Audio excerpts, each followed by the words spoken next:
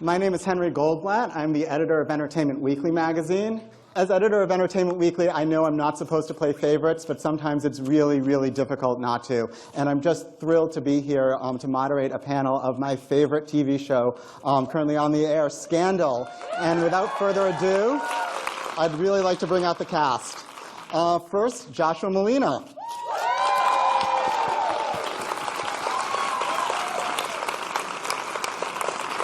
Next up, we've got Guillermo Diaz.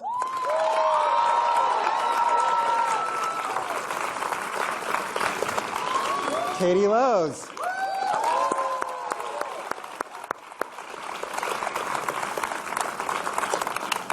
The glamorous Scott Foley. I don't know.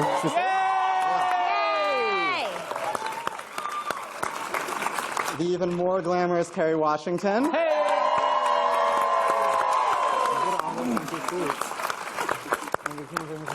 Next up is Tony Goldwyn. Tony Goldwyn! And our favorite First Lady, Bellamy Young. Yeah!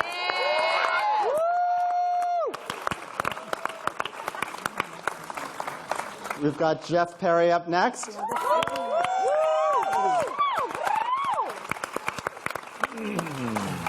Darby Stanchfield.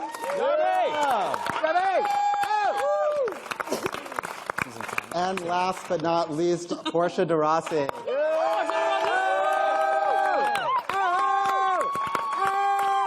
Yeah! Hey, everyone. Hi. Hello. How come some of us were fabulous, more fabulous? I know. I was Some thinking of us about that. just the name. Some of them were just the name. It's I got nothing. Because I like some of you better than others. That's basically what it is. Thank you for your candor. No, you know, it is what it is. Say Josh's name again. Josh Malina. Glorious. It's too little, too late.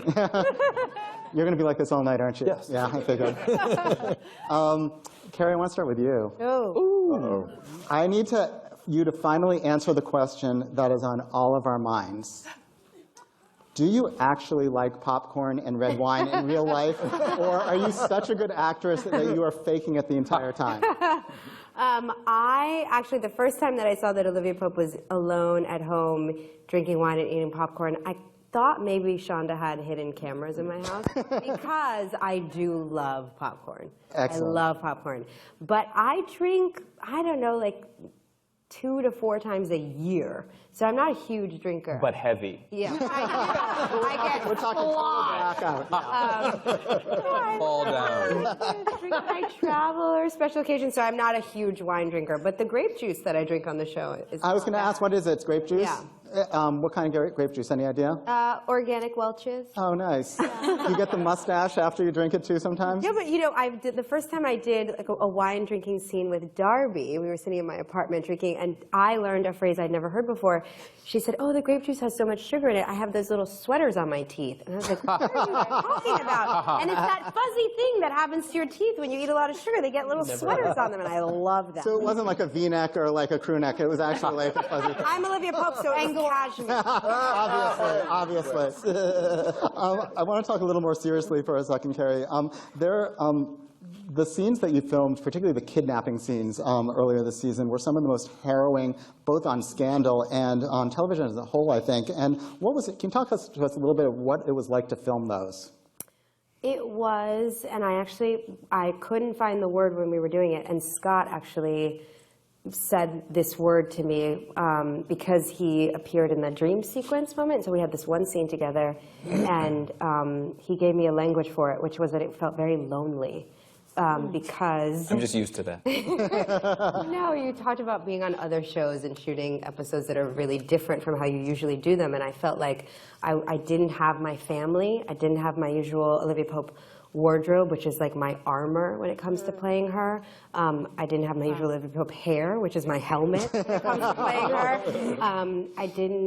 None of the actors I was working with were these guys. None of the locations were locations that I knew.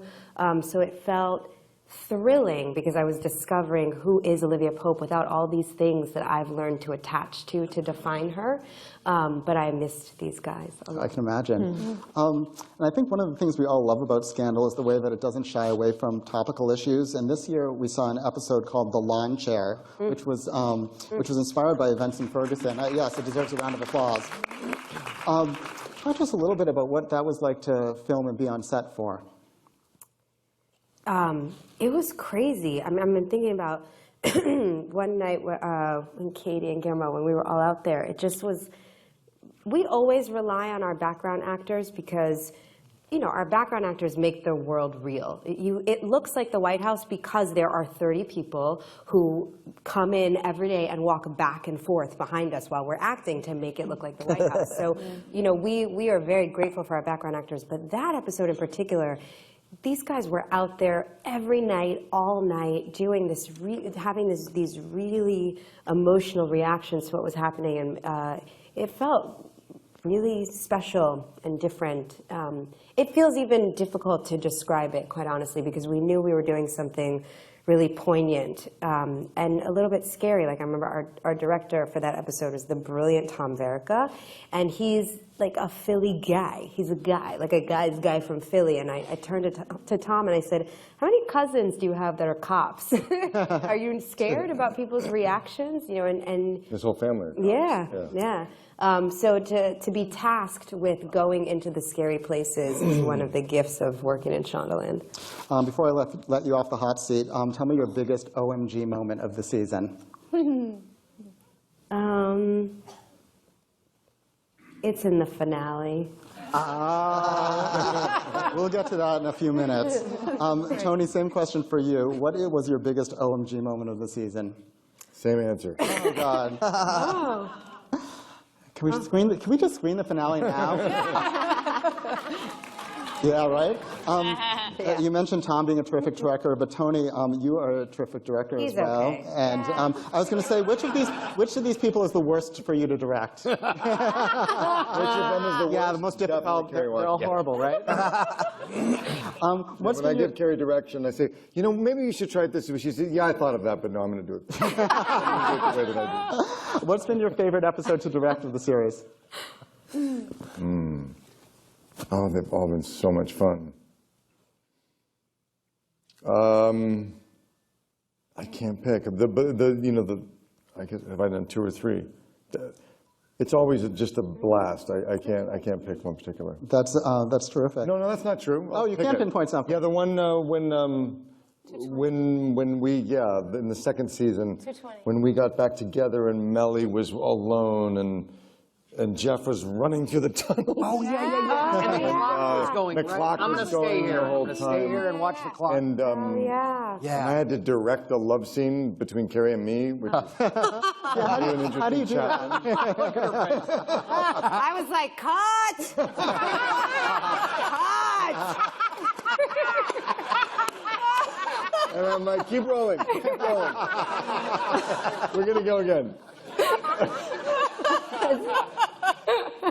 Deal with it.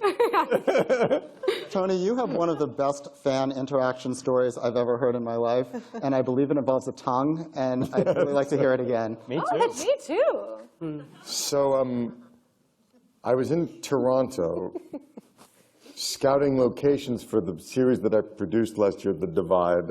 Which was amazing. Amazing. Thanks. Yes. I was on the street and I was distracted and I was with a couple of people and a woman came up and she said, "Oh God, I love Scandal. Could I take a picture with you?" I said, "Sure." And she stood next to me and the person I was with took the camera.